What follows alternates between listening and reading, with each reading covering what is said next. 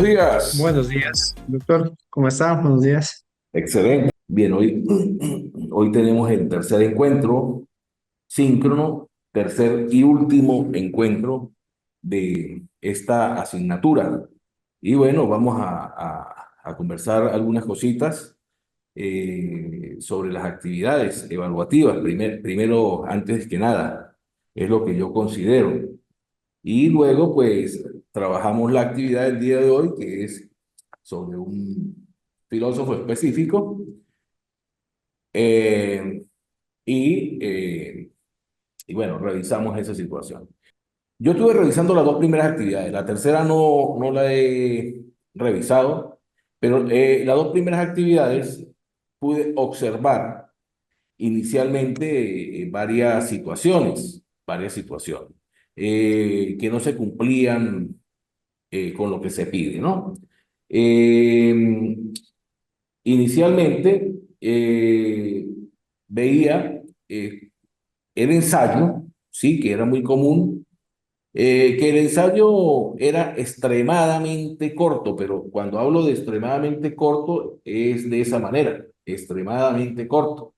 Yo les había hablado a ustedes que no los iba a limitar con la cantidad de hojas, pero o páginas o cuartillas, pero cuando me refería a que no los iba a limitar con esa cantidad, me refería no que tenía que ser así tan corto, porque recuerden que estamos en un nivel de doctorado, es el último nivel, ¿verdad? De educación, es el más alto, si bien se habla de postdoctorado, el postdoctorado pues no tiene connotación académica, simplemente siempre se le llama doctor. Y pues a ese nivel nuestros trabajos, nuestras actividades, los escritos, las publicaciones tienen que tener pues un nivel alto. Y por eso es que es un artículo tipo ensayo.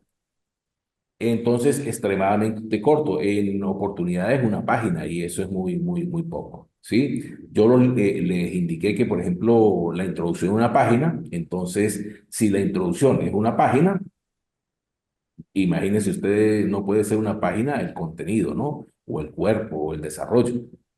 Tiene que ser mucho más. Por otro lado, revisaba que en algunos casos, en la mayoría, me colocaban, era prácticamente lo que aparecía en los textos. Y en los ensayos hay una postura. La idea del ensayo es revisar ciertos materiales, ciertas actividades y tener una postura propia acerca de lo que se está revisando y lo que se está mirando. Eh,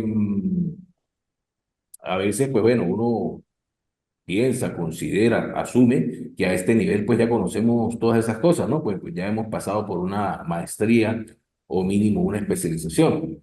Y sin embargo, yo les coloqué allí, como a veces dicen, les colgué en el aula virtual, eh, las partes del ensayo, sobre todo, las partes del ensayo. Y también les colgué para la otra actividad un libro, ¿no? Un libro para hacer los mapas conceptuales. Entonces, con respecto a esa actividad, bueno, a grosso modo, pues no se cumplía ciertamente. ¿Qué ocurre con ese tipo de actividad? Bueno, si ustedes recuerdan también allí todo cómo se estructuró esa actividad, hay una rúbrica que es mediante la cual se va a evaluar esos eh, productos. Y esa rúbrica, pues, tiene ciertas características. Entonces, si no se cumple con esa rúbrica, por ejemplo, ¿cómo califico, no? ¿Cómo califico? Perdón, disculpen. En todo ese sentido, ¿no?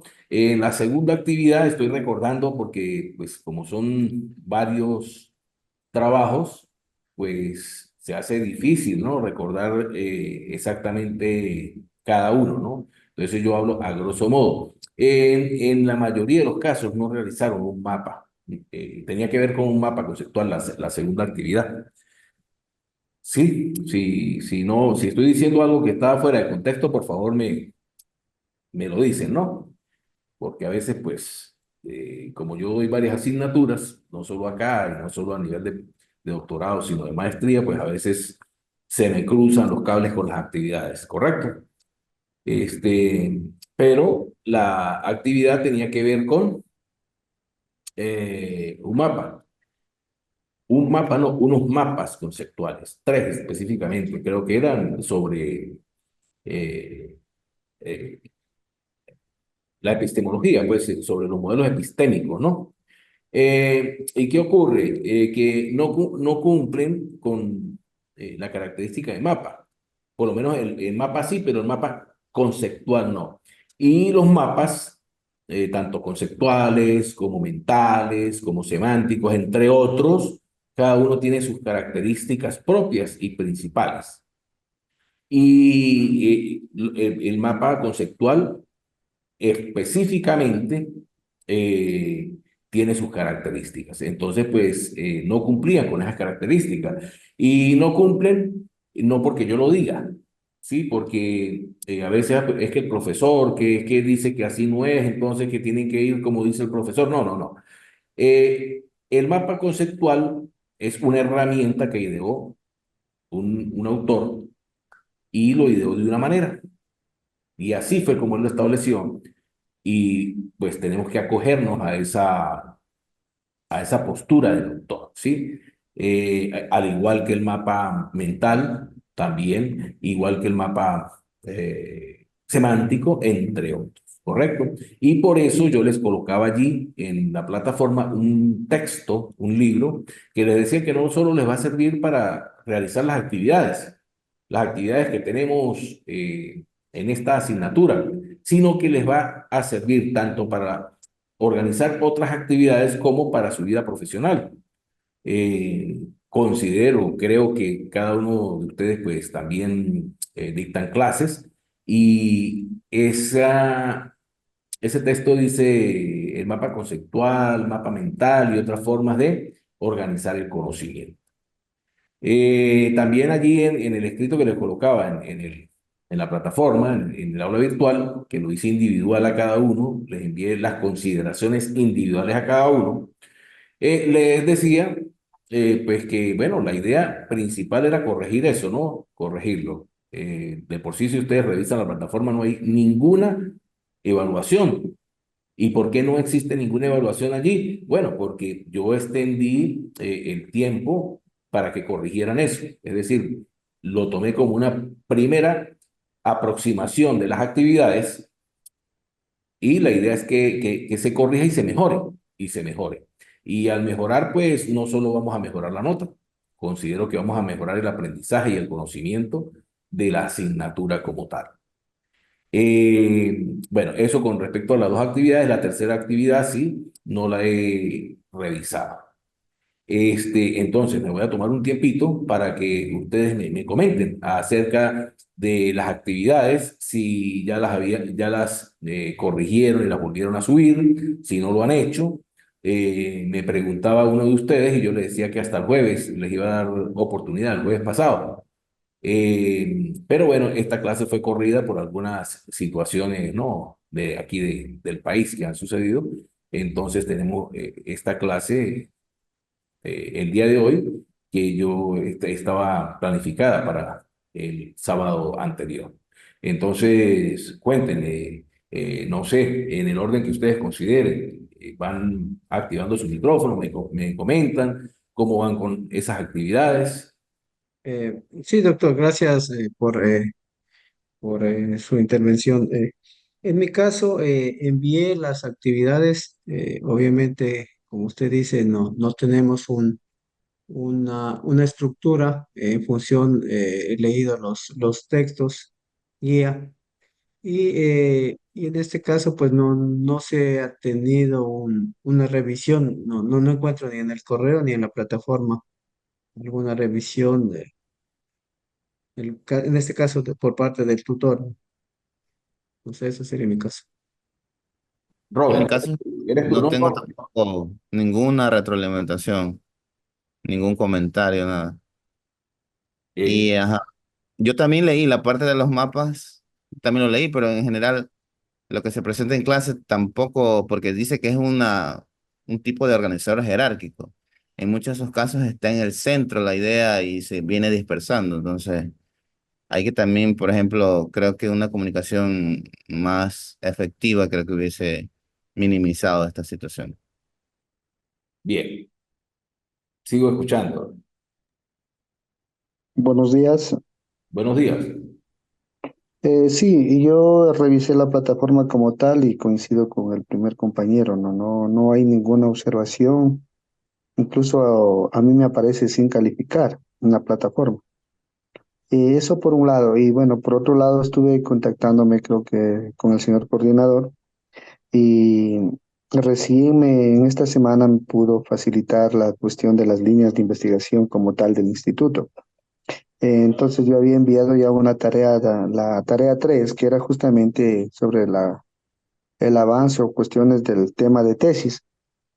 Entonces, no sé, le quería pedir de favor si a lo mejor nos puede dejar, o bueno, me puede dejar al menos en esta semana, para yo poder completar en base a las líneas de investigación que ya las poseo o las tengo en mi poder, y que sí difieren un poquito, un poquito, ¿no? De lo que se había enviado como tarea.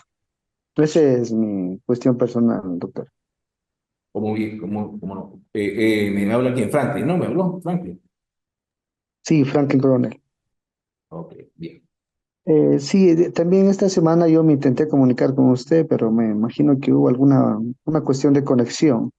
Le hice dos llamadas directas, pero no me salió la llamada. Bien.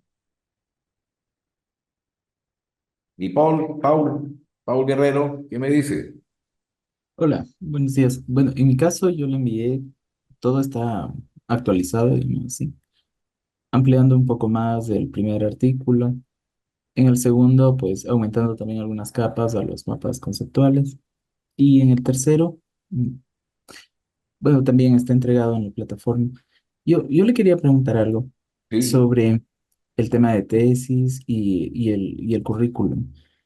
Ya, yo quisiera saber más o menos, yo sé que es parte de la materia ahora, pero aparte de su retroalimentación sobre ese probable tema de investigación ya, eh, estos temas también van a llegar de pronto a la dirección o digamos que a la organización del programa de doctorado para empezar a trabajar en el tema, me refiero a eso. O solamente nos vamos a limitar en este curso a tener su retroalimentación. Caramba, no, voy a ver si entendí el planteamiento, Paul. Cuando tú me dices que si eso es para la asignatura o para el doctorado, Así es, eh, ¿te refieres al tema 3? al tema 3. Ok. Fíjese lo siguiente, el currículo, bueno, el currículo era con ese sentido, ¿no? Con el sentido de que me llegara la información de manera tal de tratar de asignarles una actividad específica con su línea de investigación. Pero en gran parte, en el momento que pues coloqué esas actividades, pues no me habían llegado los currículos como tal, ¿sí? Entonces, pues asigné una actividad como más abierta y la idea tenía que ver precisamente con hacia dónde iba su trabajo. Alguien, ahorita no traje los apuntes, me comentaba que tenía un trabajo que yo me había quedado a enviar para yo hojearlo, mirarlo y darle la opinión, pero no fue enviado. Eh, y que la idea es que eso apunte hacia el trabajo de investigación. En caso tal de que eso apunte y lo hayan hecho de esa manera hacia el trabajo de investigación, pues le va a servir en el trabajo de investigación como tal. Si no lo hicieron o cambian en el futuro su línea de investigación como tal, pues seguramente va a quedar allí en la asignatura aún y cuando el aprendizaje que se ha tenido y las líneas que se van a seguir son las mismas. Me refiero, la parte epistemológica o la epistemología como tal tiene que ver precisamente con esa elaboración, ese abordaje de la tesis doctoral, ¿sí? Sin epistemología no hay tesis doctoral. A veces lo hacemos y no estamos ni conscientes de eso, ¿no? A veces buscamos un método, conseguimos una postura, mencionamos un paradigma y simplemente vamos trabajando allí, pero no estamos como acorde, como consciente, como allí a esa parte epistemológica. Y de allí es que devienen muchos inconvenientes entre lo que podemos señalar que cuando se está revisando el trabajo doctoral como tal, entonces, ¿qué nos aparece? Nos aparece allí que eh, no tiene congruencia o referencia en la parte metodológica, el capítulo 3 si así lo queremos llamar, con el capítulo 1. Entonces, a veces se contradicen y a veces también en los capítulos subsiguientes, inclusive en el análisis de los resultados, también existen contradicciones. Y esto es porque no se tiene conciencia ese método epistemológico que es el que vamos a utilizar y cuáles son las características de ese método como tal que vamos a abordar. Entonces ocurren todas estas cositas, ¿sí? No sé si estoy respondiendo tu pregunta. Si no es así, Sí, pues dime para tratar de acercarme o responder lo que tú quieres. no, está bien la respuesta, gracias. Y una repregunta nada más. Entonces, ¿en qué punto en el programa de doctorado podríamos declarar ya los temas de investigación? Ok, a nivel de doctorado ahorita ustedes están comenzando con algunas asignaturas que son bases, pues, ¿no? Para continuar y para allí. Allí van a comenzar ustedes a ver otras asignaturas de metodología, ¿verdad? Que van a soportar todas estas cosas que estamos hablando. Y van a ver los estudios individualizados, donde van a comenzar a hacer estudios eh, que los llevan allí a ir elaborando, a ir construyendo su tesis doctoral como tal. Si lo van haciendo de esa manera, eh, al concluir, pues ya van a tener un avance significativo de esa tesis doctoral. Muchas veces, y era lo que se pretendía en la asignatura, que tuviesen ya un tema para que todas estas actividades que ustedes vayan realizando no sirvan solamente para aprobar la asignatura, para obtener una calificación, sino que les contribuya a la elaboración de esa tesis doctoral, ¿sí? Porque vemos una cantidad de asignaturas a través del doctorado, entonces una actividad, otra actividad, otra actividad, y a veces están divorciadas de esa tesis doctoral. Entonces, ¿por qué pasa eso? Bueno, porque a veces no tenemos claro nuestra línea de investigación, hacia dónde vamos, hacia dónde apuntamos. Entonces, sí es importante ir desde ya teniendo claro eso, y eso era lo que se pretendía cuando yo les pedía todas estas situaciones, para que todas esas actividades que ustedes desarrollen de aquí en adelante contribuyan de alguna manera a su tesis doctoral. Y allí es donde a veces algunos salen más rápido, otros salen más retardados, porque ya pues tienen un avance significativo de esa tesis doctoral. Muy bien, muchas gracias por la respuesta. Está claro. Bien, entonces mire, vamos a hacer lo siguiente, ¿no? Yo estaba tratando aquí de conectarme para revisar con respecto a lo que les envié vía plataforma, ¿sí? Pero no ha sido posible, no sé, la conexión ha estado como un poquito complicada.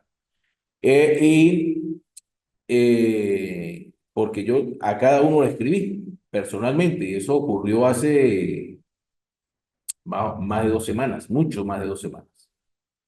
Creo que hace 3 semanas bueno, tres semanas que corregí eso, ¿no? Sin embargo, vamos a hacer lo siguiente. La idea principal, sí, es mejorar. Siempre la idea principal es mejorar. Y tenemos un tiempito más producto de que se corrieron, pues las fechas. Entonces vamos a revisar eso. Ustedes tienen, como yo les indiqué, mi número privado. Escríbanme, por favor. Mire, profesor, no me aparece eso, pero de ser posible el día de hoy. Sí, no dejemos para tarde. Y yo voy a revisar, les voy a enviar otra vez las consideraciones. La idea es que mejoremos esa actividad. Y por eso es que, como les digo, algunos me dicen, no, yo no tengo ninguna retroalimentación. Por supuesto que no hay ninguna retroalimentación porque no la he colocado como retroalimentación. No he subido ninguna calificación al aula virtual porque la idea es que ustedes mejoren esas actividades y las vuelvan a subir. Y en ese momento, pues entonces sí calificarlas. Porque si no, tengo que calificar lo que tienen y pues si califico lo que tienen, pues la nota a lo mejor no es muy, no sé cómo llamarlo, agradable o para de contar, ¿no? Entonces, ¿cuál es la idea? Bueno, mejorar, mejorar. Sí, en lo que a mí respecta, nos estamos preparando, entonces, pues, tienen esa oportunidad por mi parte, pues no soy tan sesgado allí, bueno, eso fue lo que enviaron, lo corrijo y listo, no, no, no. La idea es que ustedes tengan esa oportunidad de revisar y mejorar lo que hicieron, ¿verdad? Estamos en un proceso de construcción de conocimiento, ¿verdad? De formación, y pues bueno, en esos procesos de formación cometemos algunas fallas, algunas cosas no salen como queremos, y pues la idea es ir mejorando para que construyamos ese conocimiento y lleguemos a feliz término, pues, no solo de la asignatura, sino del doctorado, ¿sí? Yo espero dentro de un tiempo, pues, verlos acá, seguramente en el acto de grado, y bueno, conocernos presencialmente, ¿no? Físicamente, y bueno, de repente intercambiar algunas opiniones. Entonces, pues, esa es la idea. Entonces, pues, los invito a que mejoremos esas actividades. O- Doctor, si fuera tan amable, ¿nos puede repetir su número de contacto? sí, señor, con mucho gusto. El número de teléfono es el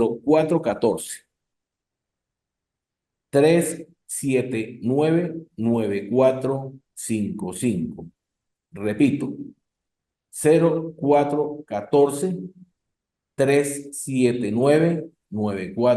0414-379-9455. Ese es Muchas gracias. ese es mi número, ¿sí? Allí está, entonces, bueno, me escriben por allí, como le digo, y 0414-379-9455. Allí lo acabo de enviar por mensaje, por el chat, ¿correcto? Allí lo coloqué para que lo tengan allí también. ¿Algo más que me quieran decir para revisar la disertación del día de hoy, que no es tan larga? Eh, y quería tomar este tiempo, pues, para revisar estas cosas.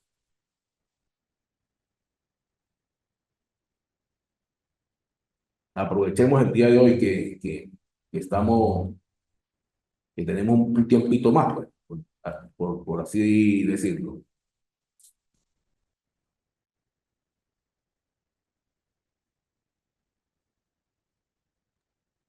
Por ejemplo, doctor, en este caso ahí está presentando un organizador gráfico. Ajá. ¿Esto de aquí cabe dentro de lo que es un mapa conceptual? Bien, bien, bien, bien. Excelente eso, pues. Joel, no me habla Joel. Joel, Sí. sí. Precisamente las características del mapa conceptual, ese organizador gráfico que usted está viendo allí vamos a llamarlo, eh, tiene parte de dos mapas, ¿sí? Un mapa conceptual y un mapa semántico. Por ejemplo, cuando revisamos esta parte, y ahorita que yo les expliqué allí, ¿sí? O vamos a ver si, no sé, que aquí no me deja colocar el otro, pero aquí, aquí, de agendarme. Fíjense que tiene una flechita hacia la parte de arriba y dice que es la base, otra flechita, tercer mundo, otra flechita, no, y así sucesivamente. Esta es una organización de un mapa conceptual. Eh, el mapa conceptual, pues regularmente dentro de los recuadros, llamémoslo allí, que se hacen allí o de la figura, se coloca uno o máximo dos palabras y se hacen conectivos de también algunos términos cortos, ¿sí? Pueden ser artículos. Allí ve, entonces, por ejemplo, dice de dar base del tercer mundo, no físico, pero real, y pare de contar de la filosofía, ¿correcto? Ahora, cuando vemos aquí la parte del pensamiento, fíjese, aquí ya dice la actividad de pensar, el sentido de oración, ya aparece, es un texto como tal. Y en la parte derecha también aparece un texto como tal. Ya eso estaríamos hablando de un mapa semántico, Semántico, ¿verdad? semántico, Usted ¿sí? no quiere eso para la tarea, ¿verdad? Pues lo que se pidió fue un mapa conceptual, ¿sí? Ok. Eso fue lo que se Creo pidió. que en la siguiente lámina sí hay un mapa conceptual propiamente dicho, en la Eso 4.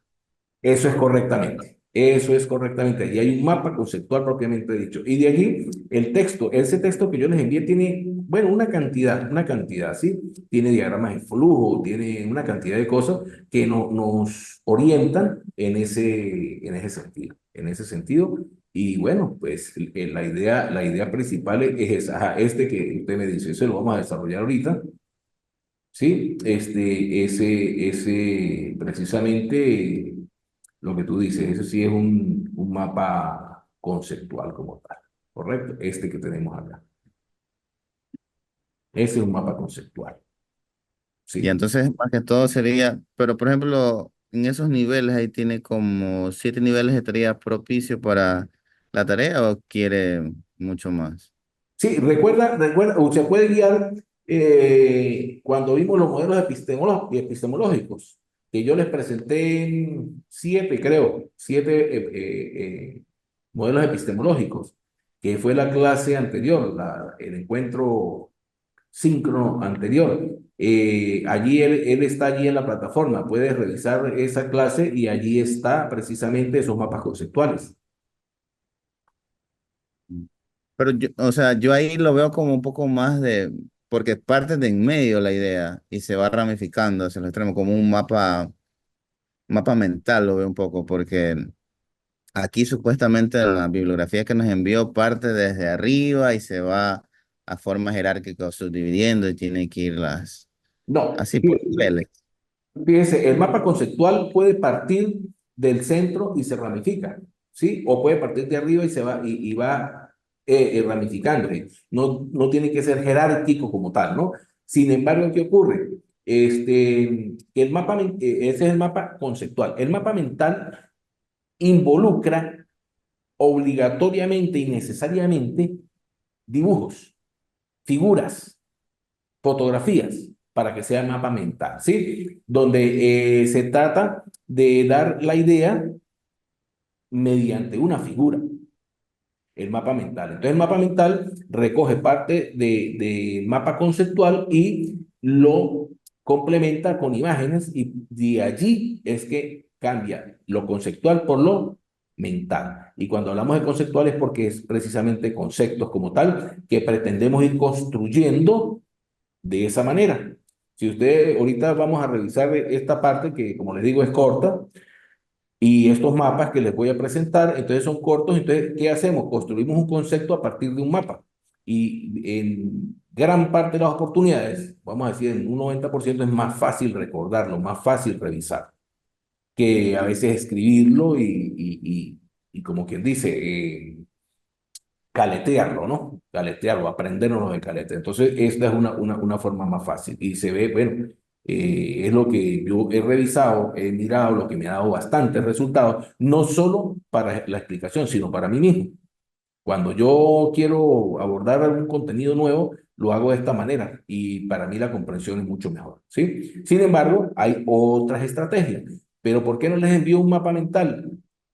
Precisamente por eso, porque el mapa mental tiene que involucrar figuras y entonces se complica más, ¿sí? Y el mapa semántico entonces tiene bastante información en los recuadros y a veces pues no se organiza de una manera comprensible, ¿no? Esa es mi posición. Sin embargo, bueno, es una postura, es algo que aparte de la epistemología quisiera dejarles. Algunos pues parten de allí y lo toman, otros pues no les parece y no lo toman. Sí es importante algo en base a lo que tú me estás diciendo ahorita, que estoy recordando. A veces uno entra a Internet. En Internet hay una cantidad de información, pero bueno. muchísimas. Yo a veces busco un tema y me aparecen ahí que hay 200.000 enlaces, ¿no? Imagínense. ¿Qué ocurre? Que hay personas que entran allí y hablan sobre un concepto. Vamos a llamar ahorita el mapa conceptual, que es lo que estamos teniendo. Y entonces presentan allí una organización de las ideas y ellos dicen que eso es un mapa conceptual, ¿sí? Y se sigue replicando el error, se sigue replicando el error, se sigue replicando el error. No sé si ustedes han revisado otras formas de organizar el pensamiento, ¿sí? De organizar las ideas. Y bueno, hay ciertas situaciones que plantea un autor y pues hay que respetarlas, ¿no? En el momento en que ustedes se estén doctorando, ustedes van a plantear seguramente una postura. Y bueno, esa es la postura que ustedes están planteando y eso parte a raíz de un proceso de investigación que ustedes hacen, un proceso de reflexión y que los lleva a esa postura.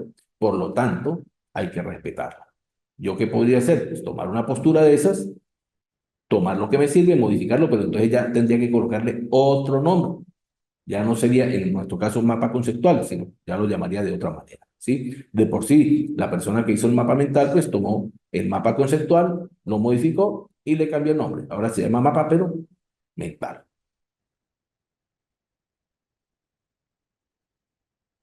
Chévere, gracias, bro.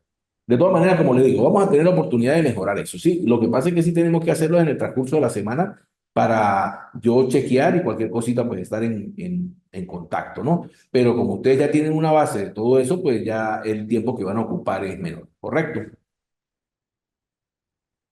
Bueno, entonces vamos a revisar qué podemos... entonces, bueno, el tema de hoy, porque vamos a ver ahorita, ya me quedan 5 minutos, voy a decirle que me den otro espacio, pero tenemos que ver con la importancia de la epistemología en Frege. Allí luego habla de una visión heterodoxa de Sluga, que es una visión con respecto a Frege, de la epistemología y la ontología y el conocimiento a priori como paradigma. En cuanto a la importancia de la epistemología de Frege, vamos a comenzar precisamente diciendo que este señor Frege, su nombre era Friedrich Ludwig Gottlob Frege, que nació en 1848 y falleció en 1925. Este señor filósofo se le considera el padre de la lógica matemática moderna y de la filosofía analítica. Así se percibe este señor Frege. Lo van a conseguir como Frege. Bueno, en cuanto a la filosofía, Frege escribió un texto que lleva por nombre Der Gedanke, Der. A veces aparece en Google como Del Gedanke. El nombre real es Der Gedanke y eso obedece a varias situaciones, ¿no? Este era un filósofo alemán, este señor. Entonces, este señor, este libro es la base del tercer mundo que nombra este señor Frege, donde él dice que es un mundo no físico, pero sí real. Es un mundo no físico, pero sí real. Y que le da soporte a la filosofía que él plantea. Fíjese, hasta allí, disculpen pero la idea es pues mostrar las cosas, de una vez aprovechar, hasta allí tenemos un mapa conceptual. Eso es lo que estamos haciendo como un mapa conceptual. Y se fijan, parte de acá, sube y regresa, ¿no? Porque hay que aprovechar todo eso. Seguimos. Der Gedanke, que para Frege significaba pensamiento y fue un texto que introdujo en 1918. Este señor decía, para él, para Frege, pensamiento, él lo entiende como la actividad de pensar. También lo entiende como al sentido que le da a una oración. Ese es lo que él conceptualiza como pensamiento, como tal. Este texto expresa el mundo teórico ¿de una aproximación de qué tipo? En la comprensión de la matemática.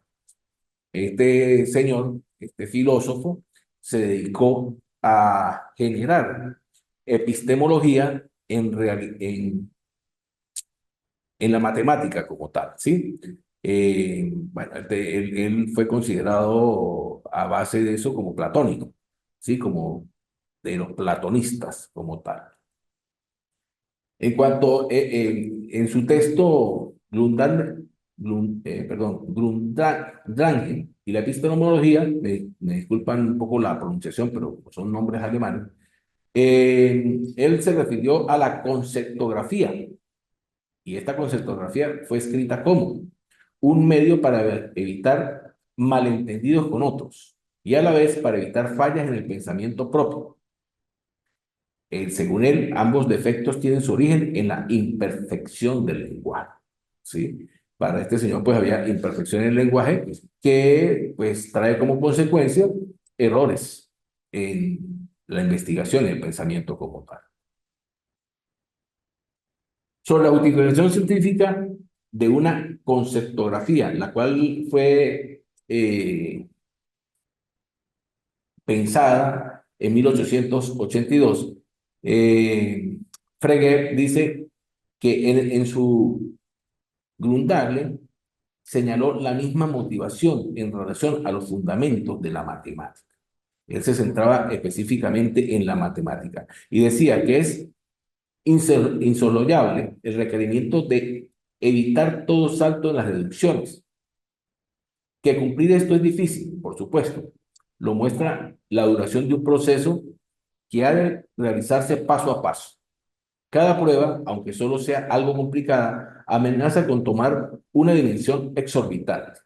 A ello se añade que la enorme variedad de formas lógicas acuñadas por el lenguaje dificulta aislar un conjunto de modos de injerencia suficiente para todos los casos y fácil de abarcar de una mirada. Para evitar este inconveniente, he ideado mi conceptografía. Bueno, decidí colocarles esos textos y leerlos tal cual, ya pues que son escritos directamente del autor, que es Frege. Y allí, bueno, pues se lo acotamos, que aparece es del año 82 y aparece en la página 506, esos artículos, ¿sí?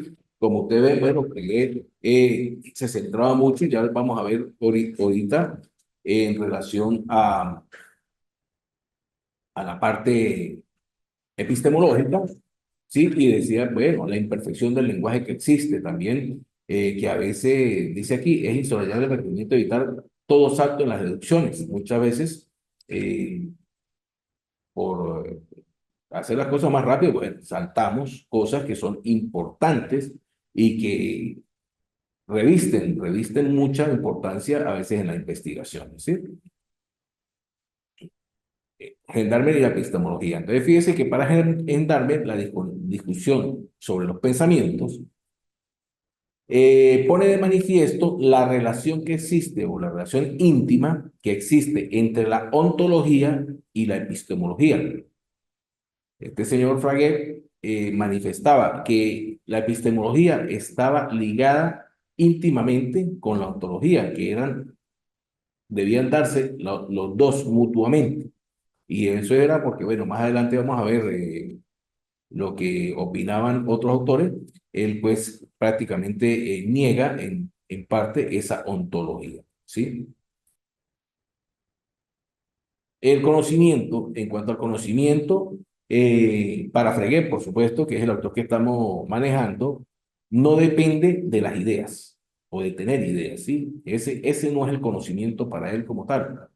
El conocimiento va más por la validez que tiene del razonamiento, ¿sí?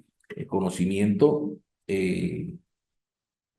se concreta cuando existe el razonamiento de esas ideas. Muchas veces, pues, Freire dice y nosotros como matemáticos vemos, a veces hay muchas ideas, pero no se materializan. ¿Por qué? Porque no hay un razonamiento lógico matemático que nos lleve a darle esa validez que se necesita. Frege manifiesta que se debe que tener ideas es subjetivo. Fíjense, seguimos, esto es subjetivo, ¿verdad? Que el objetivo para él es los pensamientos como tal. Los pensamientos concebidos con lo que hemos venido hablando, ¿sí? Con la validez de esas ideas, con el razonamiento de esas ideas, ¿sí? Ese es lo que es objetivo. Una idea es simplemente algo subjetivo, ¿sí? Ya que los pensamientos son importantes y duraderos en el tiempo y al mismo tiempo están conectados tanto con la certeza como con la validez. Eh, esas son las posturas que tenía Frege, que son las que le han dado soporte pues, a la parte epistemológica matemática. Y que, bueno, nosotros por nuestra condición debemos, bueno, ir llevando, ¿correcto?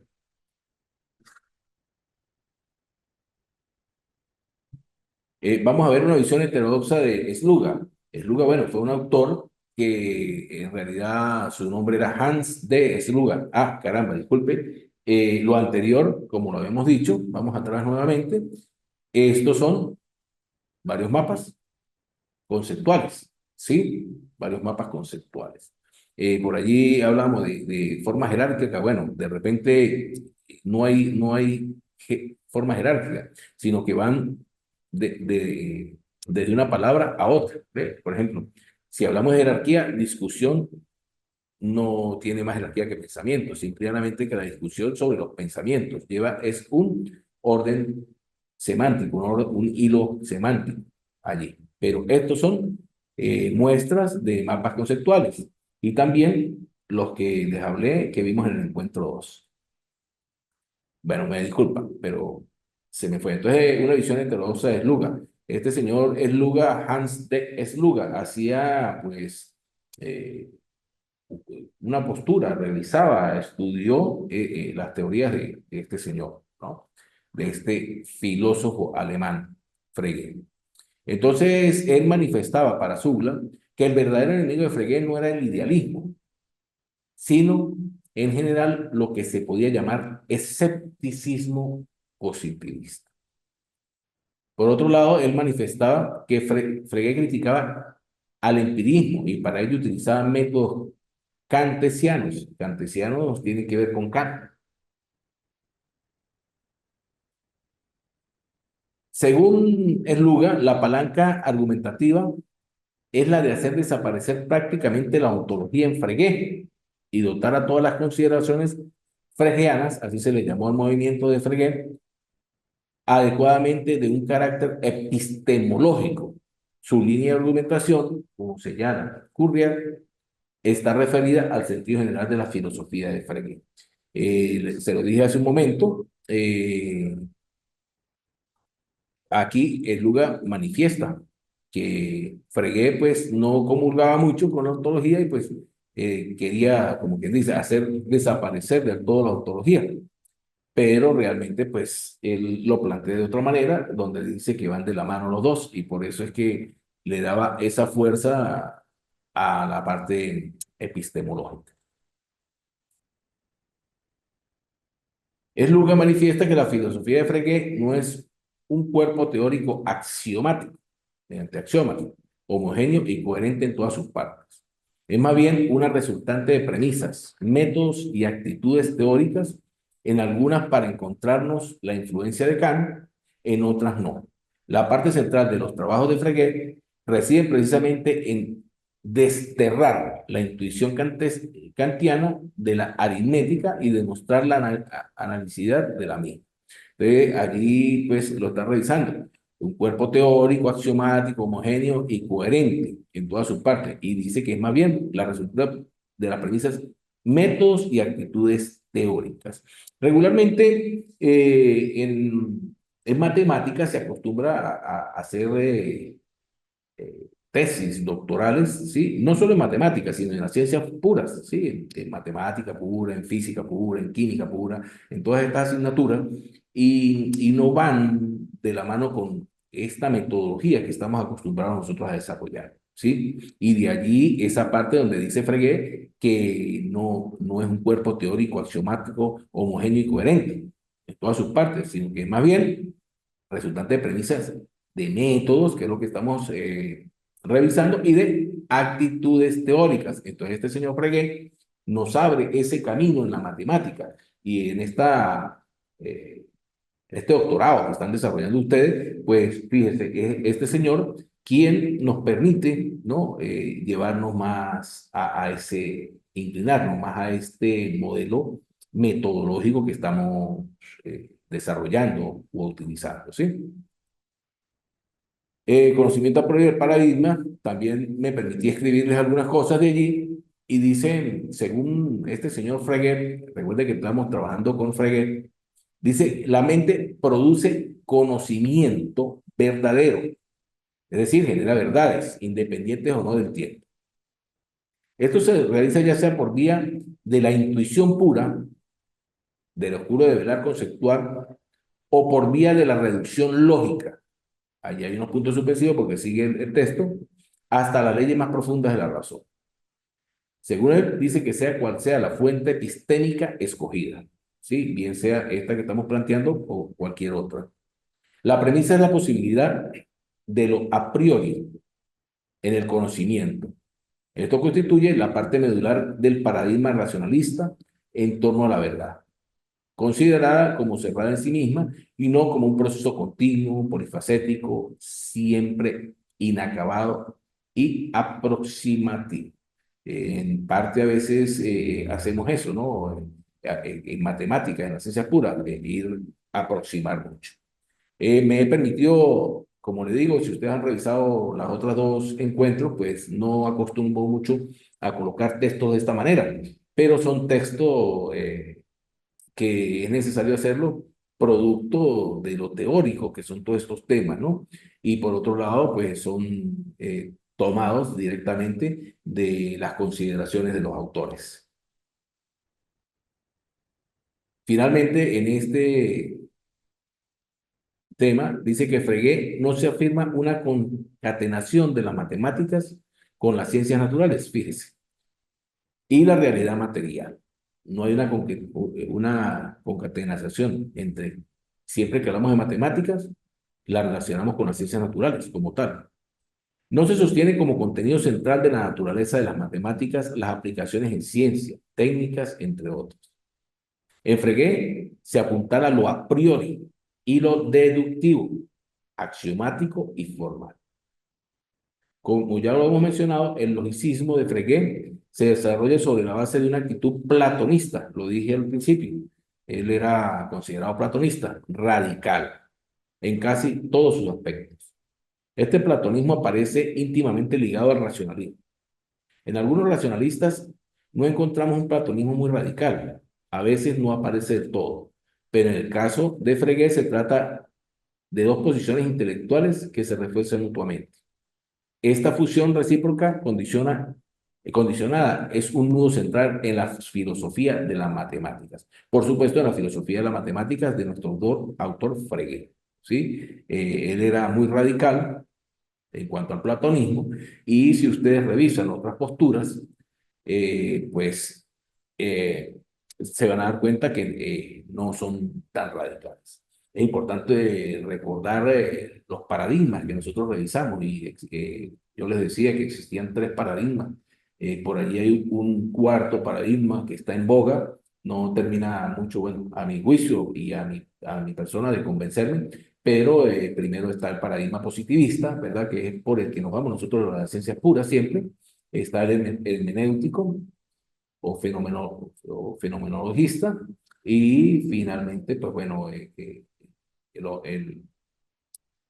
el, caramba, se me fue el nombre. Bueno, eh, pero la postura o los paradigmas que más trabajamos es los dos primeros, ¿verdad? El positivista y el hermenéutico. Y se acostumbra hoy día mucho, hoy se está trabajando mucho en la triangulación, utilizando la complementariedad de esos dos paradigmas. Eh, ¿Qué les recomiendo yo? Bueno, esto con respecto a Freguet, por eso les decía que era un tema corto, sin embargo, en la plataforma hay una cantidad de lecturas sobre estos temas, ¿sí? Para los que quieran profundizar, deberían profundizarlo ya que, bueno, va a ser útil para el desarrollo de su tesis doctoral, pero es bastantes lecturas que hay que internalizar. ¿Qué les recomiendo de verdad? Que cuando ustedes aborden su tesis doctoral, revisen muy bien cuál es el modelo epistémico que ustedes van a abordar, porque ese modelo epistémico tiene características propias y es importante que pues no las confundan con otros, ¿verdad? Porque como les dije anteriormente, cuando se están revisando las tesis, entonces se consiguen ese tipo de contradicciones. Comiencen por el paradigma, siempre comiencen por cuál es el paradigma, o en su caso, pues los paradigmas, porque si van a hacer una triangulación metodológica, pues entonces ya van a trabajar con paradigmas, no con uno, sino con dos paradigmas. Pero siempre también les recomiendo que si van a utilizar los dos paradigmas, utilicen uno como base y el otro como complementario. Uno como principal, pues, por llamarlo así, y el otro como complementario. ¿Qué va a hacer el complementario? Bueno, darle fuerza, ¿sí? Y reforzar esa investigación que ustedes han elaborado. Si ustedes comienzan con un paradigma positivista, ¿sí? Una metodología de tipo cuantitativa y utilizan la triangulación mediante la complementariedad con hermenéutica fenomenológica, ¿qué va a ocurrir? Que esta última va a arrojar los mismos resultados, o por lo menos muy cercanos a lo que arrojaron los resultados que se arrojó mediante la primera postura. Y pues claro, en ese caso da más fuerza, pues más fuerza y, y tiene, bueno, más importancia, por decirlo, ¿no? Esa investigación. Bueno, hasta aquí lo que tiene que ver con las actividades, los encuentros pues, de esta asignatura. Gracias, profesor. Gracias, doctor. Muy amable. Bueno, Hasta luego. estamos entonces en comunicación. Cualquier cosa tienen mi